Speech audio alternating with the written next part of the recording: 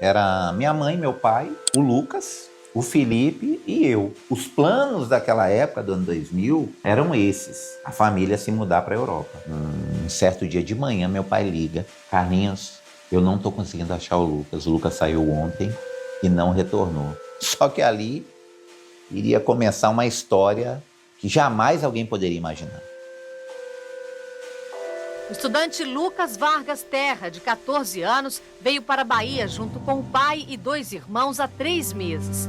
A família acompanhava o garoto numa missão religiosa. A mãe de Lucas estava na Itália quando ele desapareceu. Marion Terra disse que o marido dela recebeu um telefonema do filho avisando que estava nesta igreja do Rio Vermelho com o pastor Silvio Roberto Galiza. 2 dias depois, um corpo foi encontrado na Avenida Vasco da Gama e identificado pelos irmãos de Lucas. O Lucas, ele era tipo um apaziguador, ele chegava com aquela palavra que a gente às vezes parava todo mundo. Isso aqui não é lenda, não é invenção. O Lucas era assim. A gente já via, ele falava abertamente, eu quero ser médico e quero ser pastor. Minha avó frequentava aqui, inclusive aqui em Salvador, ali nos Dois Leões, que foi a primeira igreja universal que teve aqui. Como meus pais saíam para trabalhar e o Lucas ficava com ela, quando ela ia para as reuniões, levava quem? E aí o Lucas cresceu ali dentro. Então o Lucas tinha uma fé assim, ele acreditava muito no que falavam lá dentro dessa organização. Quando foi que a gente começou a achar que poderia ser eles, né? Ser alguém ligado à organização, à igreja.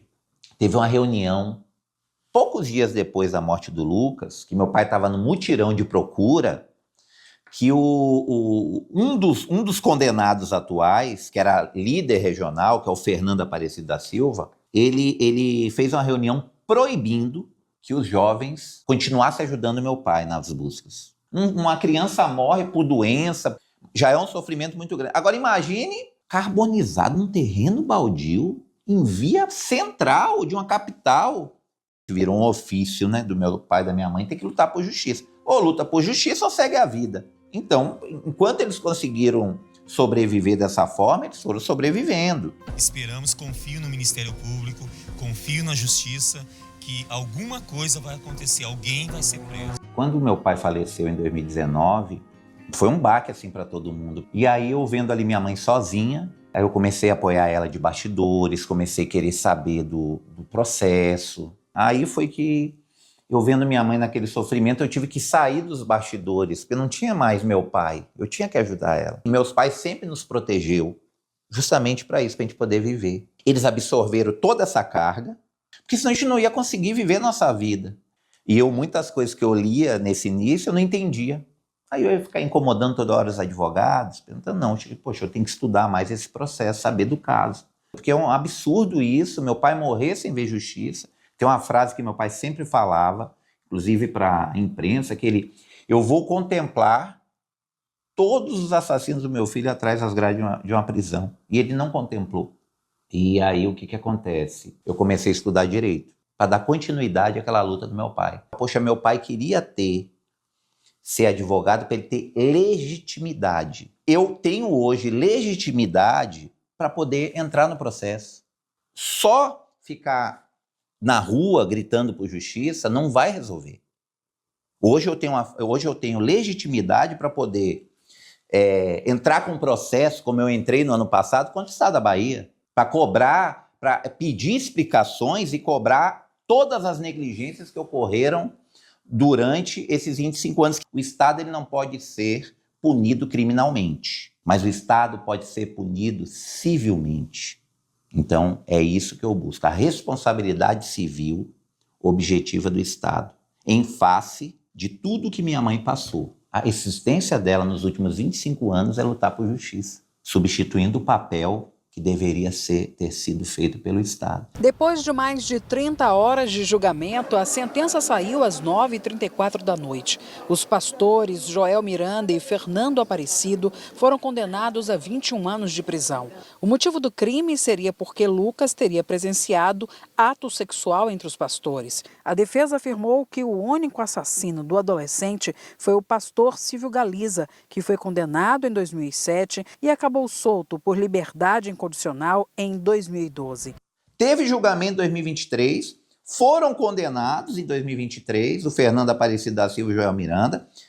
Agora, em 2026, por unanimidade, os desembargadores confirmaram a condenação. E sabe o que está acontecendo hoje? Está tendo do dia 13 ao dia 17 o julgamento do embargo de declaração da sentença. Ou seja, até quando? E eu já sei o que vai acontecer, quais vão ser os próximos passos. Por incrível que pareça, completou 25 anos, teremos anos ainda pela frente. E o pior, condenado no júri, confirmado no recurso de apelação, ou seja, foi indeferido todas as teses da defesa, por que a justiça não prendeu? O que vai acontecer agora? Provavelmente vai estar julgando esse embargo de declaração, esses dias, porque é virtual, não sei lá se pode ter alguma modificação, né? Alguma decisão modificativa. Provavelmente a equipe de advogados, né, que está fazendo o trabalho deles lá, deve entrar com recurso no STJ, STF. Minha mãe não gosta que eu fale isso, mas é o caminho. A gente sabe quando está se desenhando esse caminho, porque seguir foi um ciclo vicioso que sempre aconteceu. Um ciclo de impunidade, uma maneira de postergar o crime. E eu sei que isso vai acontecer, só que da mesma forma como os nobres advogados, né, dos condenados vão trabalhar por esse caminho, eu também vou trabalhar por todos os caminhos, até instâncias internacionais, para que a justiça seja feita. Eu não ligo para a Universal, eu não estou nem aí para a Universal. Eu também não estou generalizando que todo mundo lá é assassino, eu sou uma pessoa racional. Meu foco agora é o direito, é a justiça. Tem gente que pergunta para mim, Terra, você vai lutar até quando? Porque seu pai dizia que ia lutar até o último dia de vida, ele lutou e morreu. Sua mãe já disse também que vai lutar até o último dia de vida. E você? Eu vou ser sincero, eu não sei se eu vou lutar até o último dia da minha vida. Mas que eu vou lutar até o último dia de vida da minha mãe, eu vou lutar. Não acredito. Para mim é difícil acreditar hoje num líder. Tem muitos bons aí, mas para mim depositar minha fé, eu acredito em Deus, sempre deixei claro nisso. Não acredito. Homem para mim é capaz de qualquer coisa. Ser humano é capaz de qualquer coisa. Minha mãe não, ela crê. Então ela tem muita fé. Agora eu, por exemplo, eu já não consigo. Eu jamais conseguiria frequentar hoje, estar subordinado a uma liderança. Quando eu olho para minha mãe, como é que pode? Como é que ela aguenta? Só pode ser essa fé que ela tem nesse Deus.